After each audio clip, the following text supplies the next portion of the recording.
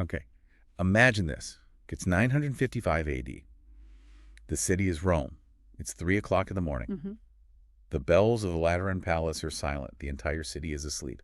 But inside those walls, inside the holiest place in Christendom, something is just screaming. And that scream, it's not audible. It's happening inside the mind of the man who is, well, supposed to be God's representative on earth. Right. He is the Pope. But he's barely a man. His name is John, and he's only 18 years old. Was a teenager. Yeah, he's standing there, probably barely even needs to shave, walking on these cold marble floors. He's wearing the white robes, the ones that signify infallibility, that theological shield that basically says he can do no wrong. Right. But the sources we have, especially the testimony for people who were right there with him, they suggest he's just staring at his own hands, like they don't even belong to him. Like they belong to a stranger, or maybe more accurately, a monster. Because in the 6 months he's been pope, so we're talking late 955 into 956, he has done things that just, they defy comprehension. What kind of things are we talking about? We're talking about acts of systemic moral corruption, violence. Things that by any theological standard of the day should be impossible for a pope to even think about, let alone do. And right there, that's the absolute central tension of this whole story. It's the point where history slams right into theology. Exactly. You have the core claim of the institution, that its leader is infallible, that his word is God's word. He's the living vessel of pure divine authority. And that claim is being tested in real time against the absolute undeniable corruption and sexual predation of the person actually holding that power. And this specific paradox, this tension between the perfect divine office and the absolutely abhorrent reality of a man in it, it's what nearly shattered the foundations of Western theology in the 10th century. It forced the institution to make a choice, a really catastrophic choice. Acknowledge the truth and risk total collapse, or erase it, bury it completely. And that is our mission for this deep dive. Yeah. We are going into the story the Catholic Church spent centuries trying to bury. The story of the systematic sexual predation of Pope John, sometimes called Pope John XII. We're going to look at the huge theological crisis he created across Europe, and then the institutional conspiracy of silence and erasure that followed. It's a dark one. It really is. So, okay, let's unpack this. What does it actually take for an institution to erase its own leader? I mean, its own representative of God from history.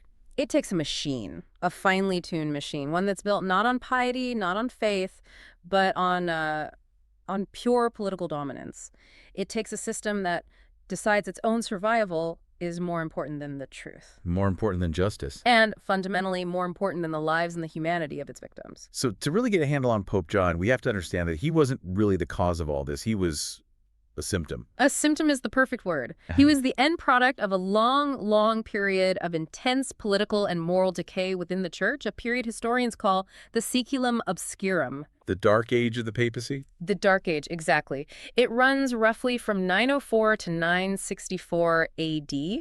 And during this time, you have to understand, the papacy was completely controlled by these powerful, absolutely ruthless Roman noble families. So they weren't treating the office of pope like a spiritual calling. Oh, not at all. They treated it like a piece of real estate, a tool for military and political control. It was basically just a Roman fiefdom. And John was born right into the heart of that system. So to understand his crimes, you have to first understand the family that built the machine that put him there. We're talking about the Crescenti family, right? Yeah. Power brokers who saw the papacy as, what, the ultimate political prize in Italy. The ultimate prize. So John wasn't chosen for his piety, not for his intellect. He was a political puppet. He was chosen because he was malleable and, most importantly, because of his bloodline. And the people who put him there.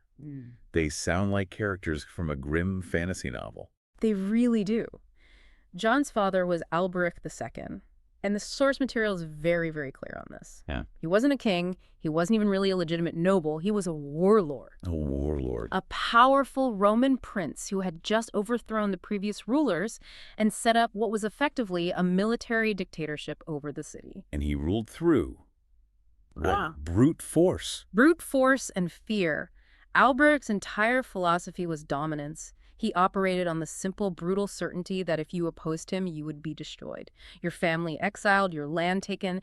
He understood power in its purest, most secular form. He ran everything, the military, the courts, all of it. But he wasn't the only one pulling the strings. Yeah. The sources point to his mother, Marozia, as the real architect here. Oh, absolutely. If Alberic was the hammer, the instrument of violence, Marozia was the strategic mind. She was the architect of the family's long-term power.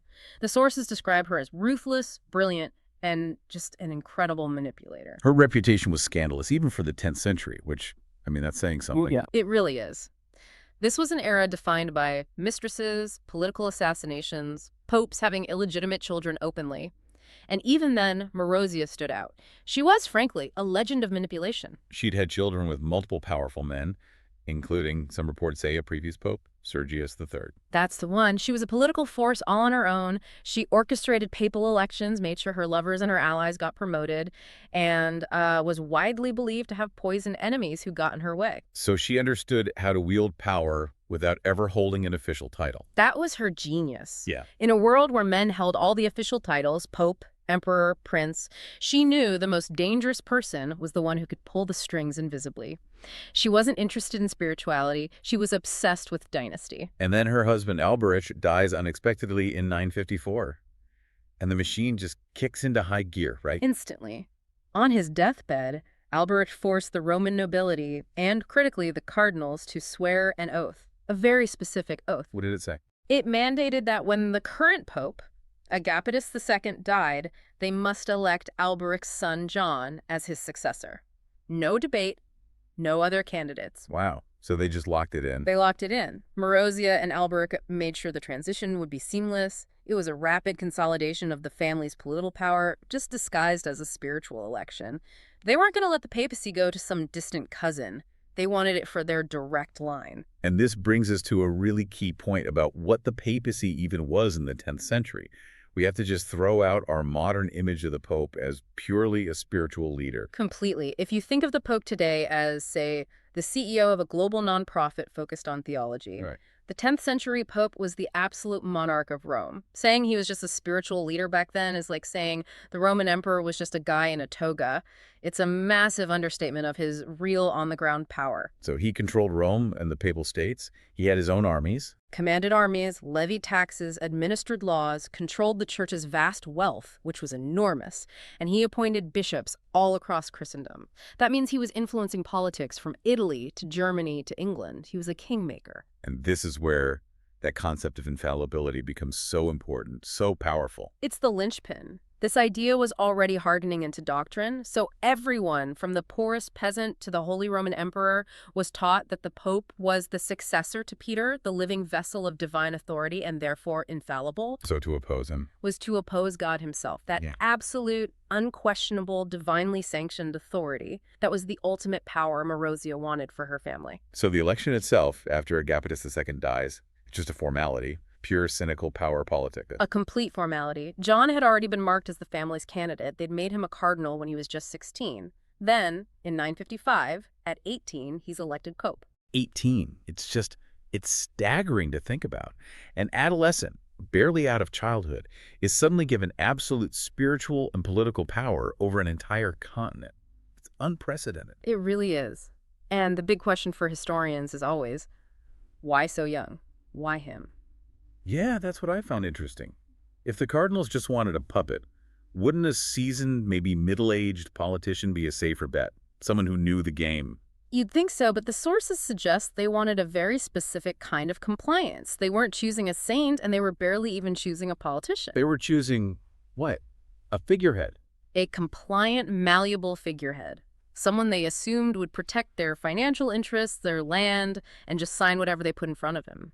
They specifically chose someone young enough not to have a fully formed conscience. Someone without a strong moral character. Exactly. Someone they thought they could completely control through manipulation and threats. In short, they wanted a puppet who wouldn't start raising moral objections to all their corrupt practices. They wanted absolute moral malleability. Yes. And here's the fascinating, tragic irony. The cardinals got exactly what they wanted.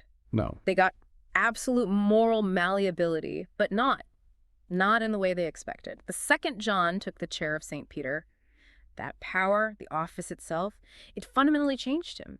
He became uncontrollable because he started to believe that the infallibility doctrine applied completely not just to his words, but to his personal actions. So they wanted a controlled puppet, but instead they got a monster who raised no moral objections to anything. because in his mind, he was God's representative, and God's representative can't be wrong. Precisely. So the first few months of his reign, things are deceptively quiet. On the surface, yes, he tried to do the job. He performed masses, he crowned kings, most importantly Otto I, who we'll get to later, and he signed administrative papers. But the cracks started showing almost right away, at least to the people inside the palace. The servants, lower clergy. Exactly. They noticed these strange behaviors that went way beyond just typical teenage indulgence. The source material notes he would just wander the palace at night, sleepless, pacing the corridors like he was looking for something he couldn't find, or maybe, running from something he couldn't name. His whole demeanor changed, too. It did. The chroniclers describe his eyes as being strange, like someone who had seen something that couldn't be unseen. He was perpetually stressed, almost haunted. He stopped going to the regular papal meals, he stopped the social stuff, and just started isolating himself. And he started spending a lot of time in the library, which seems surprising. It is. The sources highlight this early, intense intellectual struggle. I mean, John was barely educated compared to previous popes, but he started disappearing for hours into the Lateran library. And he wasn't reading prayer books. No, he was pulling down these dense, abstract manuscripts that most popes never touched. Texts on theology, on the limits of papal authority, on divine grace, and really on whether the things the church taught about its own power were actually true. He was questioning the very power he held. It seems so. If this power was divine, why did it feel so human, so politically engineered? And this intellectual wrestling, it seems to have given him a kind of philosophical escape hatch for his conscience. How so? If the office truly is divine, then his actions, no matter what they are, must be divinely sanctioned. Right. But then came the real turning point, the moment the dam just broke. It happened around month 5 of his papacy. That's when the women started arriving. And the sources describe it as systematic. It wasn't random. It started with one pilgrim, then another, and it quickly became this steady stream of women being led, sometimes by force, into the papal quarters. And we should look at who these victims were, because it really underscores the institutional breadth of this abuse. This wasn't just opportunism. No, it was calculated predation. It relied on the specific vulnerabilities created by his position as pope. There were 3 distinct, deeply vulnerable groups. The first being pilgrims. Yes, the pilgrims. These were women who had sometimes been traveling for years, saved their whole lives for one spiritual moment with the Holy Father. They get to Rome, seeking a blessing from God, and instead they're led to the chambers of the man they believe is God's representative. Their faith was literally turned into a weapon against them. That's horrifying. The second group was the daughters of noble families. Right, and this is where you see the political cynicism of the parents. They would bring their young daughters to Rome, hoping that getting the Pope's attention, whatever that meant, might improve the family status or lead to a good marriage. So the parents, the sources suggest, they just looked the other way. They looked the other way. They sacrificed their daughters for status. And the third group was the serving girls, the lower staff working in the palace. They had no one. No one to protect them. They understood perfectly well that you couldn't refuse the representative of God on earth. If the Pope wanted you, you went. Refusal wasn't just insubordination. In their minds, it was basically blasphemy, and it would certainly mean punishment, or even death. This was all so open, so dramatic, that the chronicler Liutprand of Cremona, who was living in Rome at the time and saw a lot of this firsthand, he wrote about it. He did, in visceral detail. He described how John had transformed the hallowed Lateran palace into the worst brothel in Rome. But as you pointed out earlier, that word brothel, Yeah. it's really not adequate, is it? We need to clarify that. Yeah, it's not. I mean, a brothel, as exploitative as it is, implies some kind of transaction. Commerce. What was happening in the papal palace wasn't commerce. No. It was the systematic use of absolute, unchecked, divinely sanctioned power to gain access to women's bodies. Once John discovered that his, godlike power has no limits, once he realized his authority was completely untouchable, stopping became psychologically impossible for him. Every act was a continuous demonstration of his own omnipotence. And this brings us right back to that insidious psychological trap of infallibility. That was the central weapon he used. It was a theological weapon, not a physical one. The logic he used and the logic that trapped his victims was just devastatingly simple. It was. If the Pope is infallible, then he cannot commit rape. Therefore, whatever happened wasn't what the victim thought it was. Or they must have consented. Or they were lying. Or maybe they even enjoyed it. The system was designed to make the victim doubt her own reality. The idea that the Pope could do wrong wasn't just illegal, it was, in their worldview, theologically impossible. If John was wrong, then God's judgment was wrong, and the whole structure of the church just falls apart. The system itself transformed the authority of the office into a tool of personal destruction. And the chroniclers, they didn't just mention general immorality, they detailed specific, truly unspeakable crimes that eventually forced the church's hand, despite their desire for silence. What we know is Stephana. Stephana, yes. She had been his father's former concubine. John just took her as his lover, openly, right there in the Lateran Palace, and then he impregnated her. That open pregnancy, that's the ultimate show of power, isn't it? The undeniable biological proof. It was the ultimate demonstration of his belief in his own authority. He was defying both canon law and social custom, and he knew he could just move on with no consequences. But Stephana, she's just one. Just one. The sources say the chroniclers literally stopped counting victims. They did. The word they used was innumerable. There were literally too many instances of abuse to document or even keep track of. Pilgrims were locked in rooms, raped repeatedly, and then just released, traumatized, shamed, forced to make their way home in complete silence. And that silence was absolute, because accusing the infallible pope meant certain destruction. Not just for the victim, for her entire family, her entire community. The cost of speaking the truth was so much higher than the cost of enduring the horror in silence. And then it got worse. The crisis moved beyond sexual predation into something that became an unresolvable theological catastrophe. Incest. This is what struck right at the heart of Christian dogma. The testimony that was compiled at the official Synod of Rome in 963, it formally documented that John had sexual relations with his own sisters. Plural. Both of them. Both of them. And his niece, a blood relative who, based on the norms of the time, was almost certainly a child or very young. And incest was considered, one of the worst possible sins. One of the gravest. It violated not just written Christian law, but the fundamental ideas of natural law that underpinned all of medieval morality. It was a deep, corrosive corruption. And yet the man committing it was the infallible, ultimate source of spiritual law. The contradiction is just. It's absolute. It's paralyzing. It is. Either John's act of incest was acceptable under papal authority, which everyone knew was impossible, or the papacy's entire claim to divine infallibility was a fundamental, devastating lie. The philosophical weight of that is staggering. If the Pope, the successor to Peter, commits a mortal sin like incest, does that mean every official act he performed is now invalid? Exactly. Every bishop he appointed, every law he issued, every blessing he gave. Is it all null and void? Does it invalidate the Eucharist consecrated by those bishops? And the church refused to choose.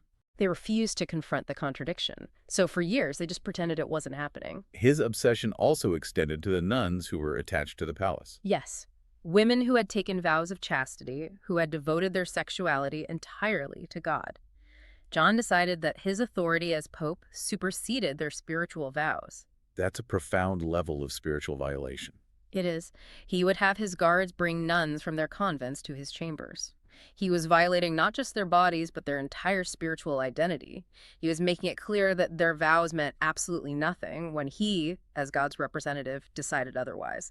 He was effectively saying, your vow to God is less important than my physical desire. And by 960, the abuse just kept expanding. It reached a point of complete decadence and control. The sources describe John coercing sexual encounters with men as well, holding what they refer to as gay orgies in the palace. But this wasn't about sexual preference.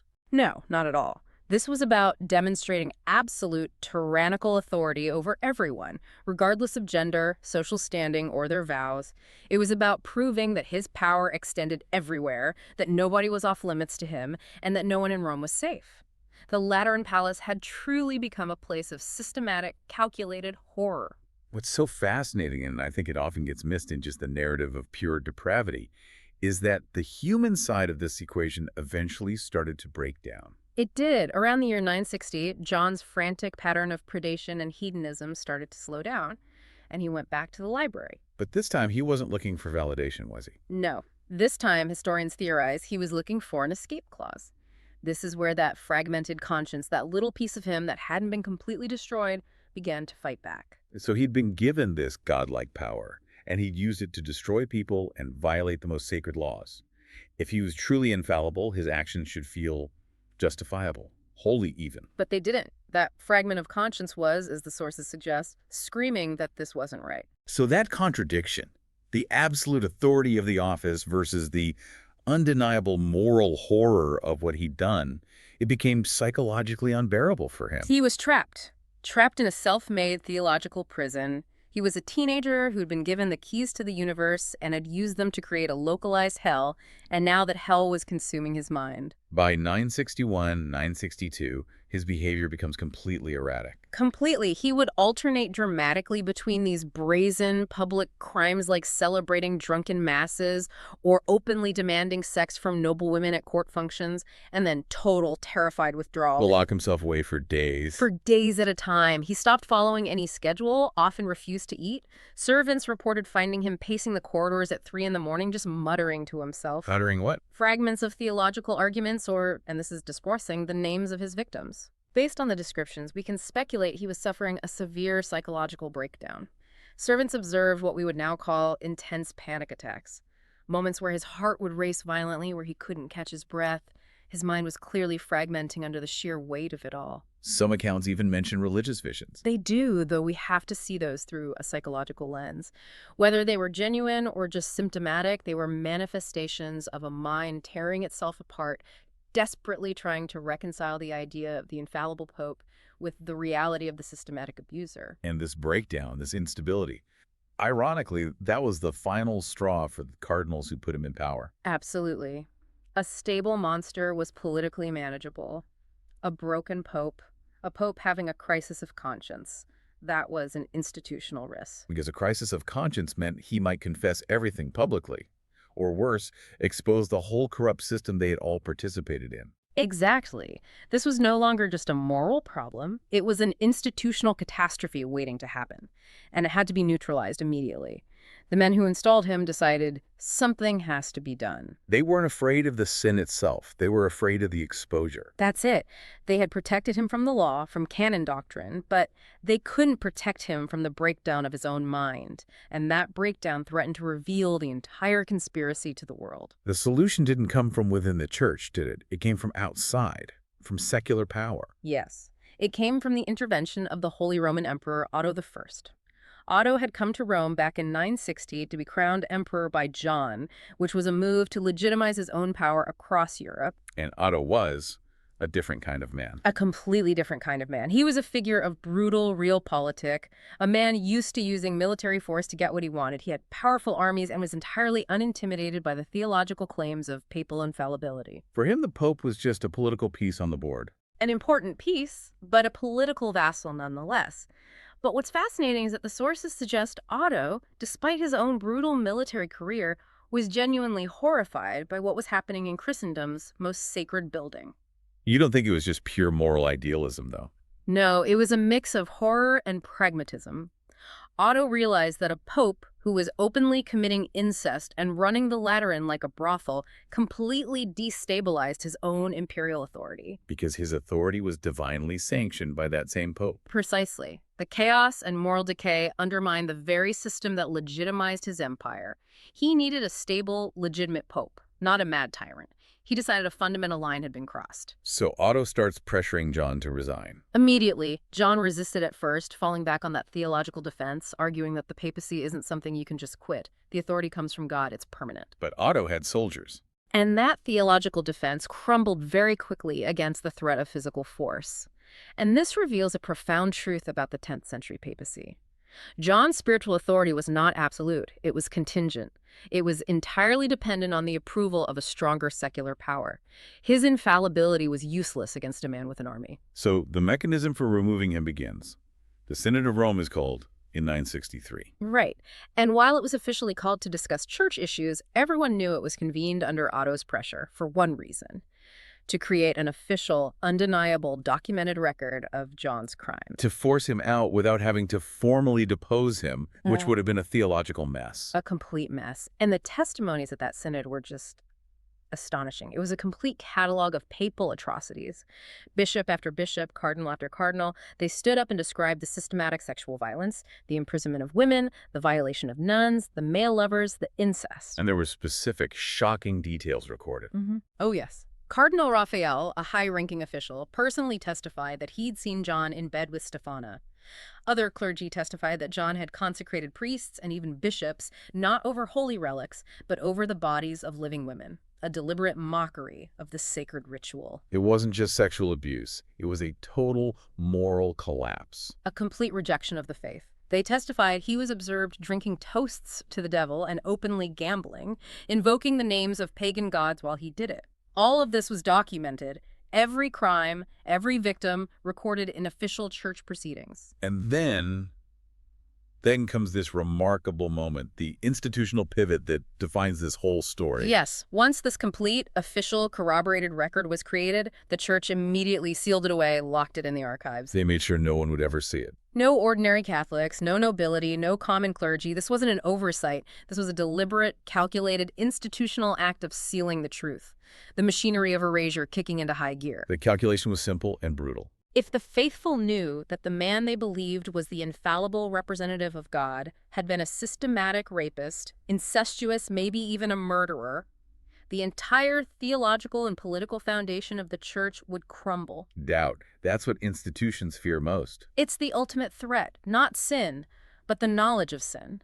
Because knowledge leads to questioning, and questioning leads to the collapse of authority. So they protected the institution's credibility by sacrificing the truth and the victims. John was given an ultimatum. Resign or retire to a monastery, or be publicly deposed by the council.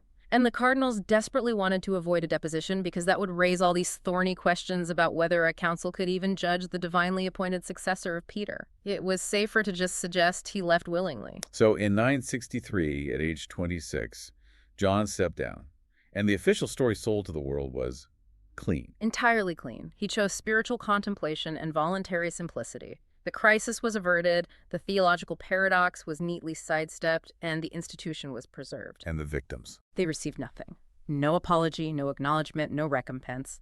Their suffering, their trauma was deemed an inconvenient truth that had to be suppressed for the good of the whole. They just disappeared from history.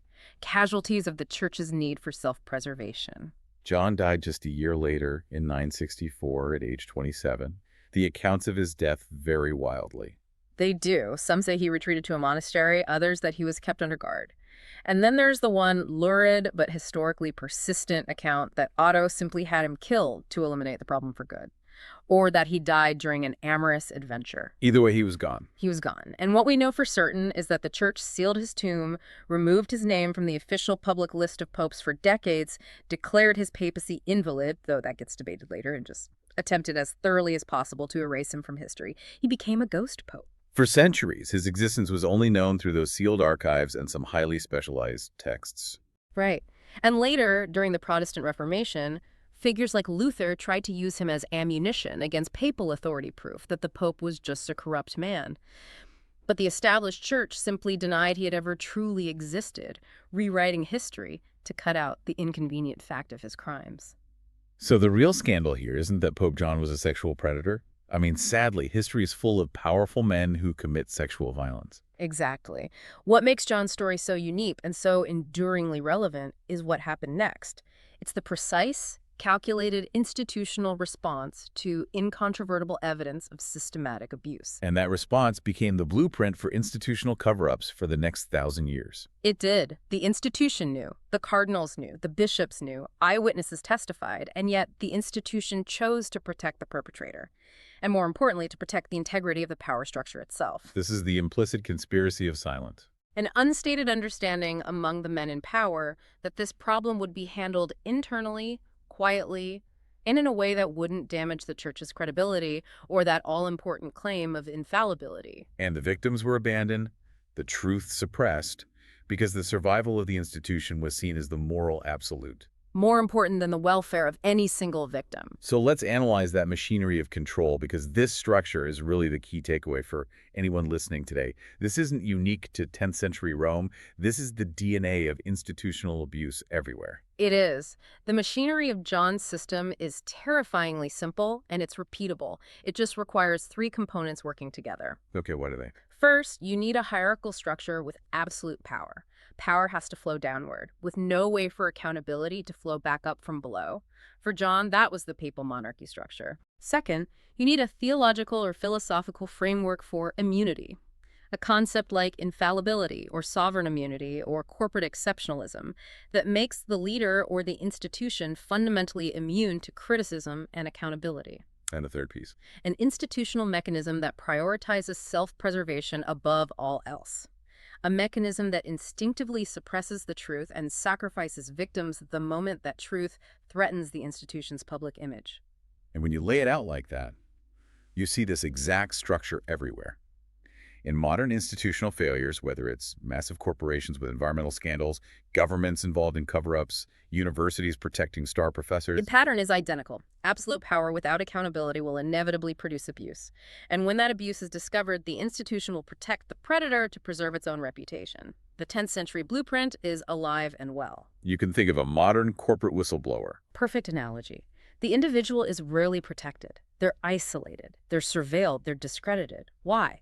Because the institution, just like the Roman Church, believes that doubt about its own integrity is the greatest threat, even if that means destroying the lives of people who speak the truth. And there's this one last deeply disturbing legacy that the sources point to.